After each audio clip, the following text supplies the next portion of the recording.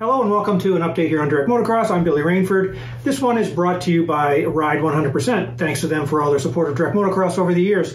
We're going to do a little update here. Basically, we're going to talk about something that is kind of on the top of the charts as far as what's being spoken about and talked about, argued, bench raced up here in Canada for the upcoming 2023 Canadian Triple Crown Series MX Championship. And that is the fact that two-time Canadian champ Kaven Benoit is back and he's racing for the KTM Red Bull Fly Racing team, and he's going to be doing it on a 252 stroke. I'm sure we all remember back a few years back, it was over 5 years ago, that he won that title. Incredible battles with Vince Freezy up here, all kinds of shenanigans went on. It was pretty entertaining year to be involved. But anyway, he's back. He took some time away, and the guys at KTM approached him and said, hey, what would you think about coming back? And Kaven said, on a 252 stroke, that's allowed. Okay. So that, I just saw him down at Club MX and we did an interview. You can check that out here on the site if you haven't already seen that. But he talks about why he's back and all that kind of stuff. But that's that part of it's not the issue here. The part is the fact that he is going to be riding a 252 stroke as a two-time former champion. Well, guess what? That's fine. It's in our rules. I guess the argument too, a lot of people are wondering, okay, well, why would Canada be the only place in the world that we know of that a 252 stroke is able to ride in the 250F MX2 class, not in the AMA, not in the MXGP series. So that's another thing to be argued if you want to argue that. To be different, to be interesting, to bring more people up here, obviously yes to all those. So is it a big advantage? For some, yes. For some, no. For some tracks, yes. For some tracks, no. Kaven can ride one well. Everybody I speak to down at Club MX say he's riding great. He'd only been on the bike a couple of times when I was there, so he was just getting himself up to speed. So obviously the problem is teams that are sponsored by manufacturers who don't make a 252 stroke anymore, which are many, right? Obviously the KTM group does with Husqvarna, with the Gas, with the KTMs, of course. So Kaven will be racing the entire series on a 252 stroke. The rules state two-time back-to-back people are not allowed to race the series on a 252 stroke, but he hasn't done that.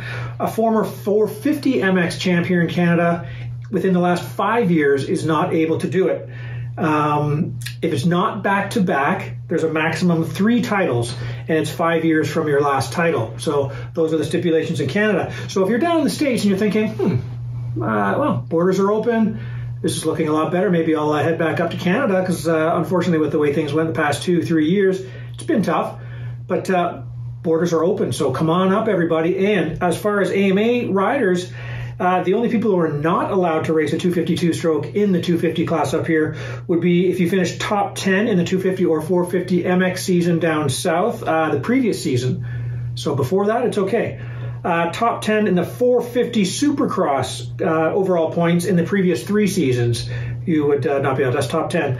AMA Pro and FIM-GP riders, if you're the champ, the previous 5 years you're not allowed. And FIM MXGP riders, 250, 450, if you're in the top 10 in the previous season, you're not allowed to. But if it's before that, so you are eligible. So, I mean, that opens things wide open, right? It creates a lot of interest. It's going to sound great. A lot of people will find that's good for price, right? You can keep the price down to keep a 252 stroke competitive in the class.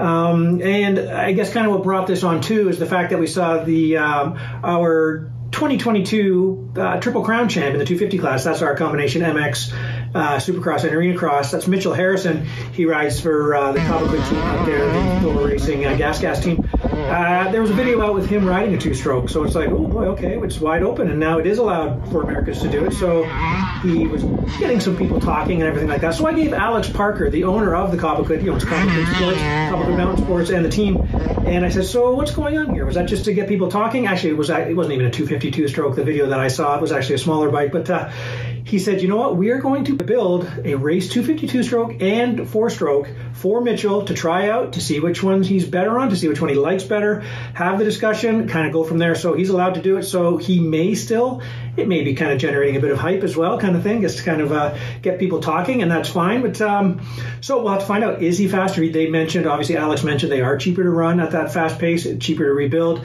and all that kind of stuff. So where do you stand on this 252 stroke in the 250 class argument? I mean, Obviously, you can kind of see both sides of it, depending on what team you're on, depending on where you are in your career, depending on what your goals are. So we'd be interested. Leave a comment below, kind of mention in the comments on wherever it is you're watching this. But yeah, let's get the discussion going. It is an interesting one. It is going to make it interesting. Do you think Kaven Benoit, after all these years off the bike, really be able to compete with these youngsters in the 250 class? Because it is a stacked class this season. So it's going to be interesting to see. Let us know what you think. Thanks for watching, and thanks to Ride 100%.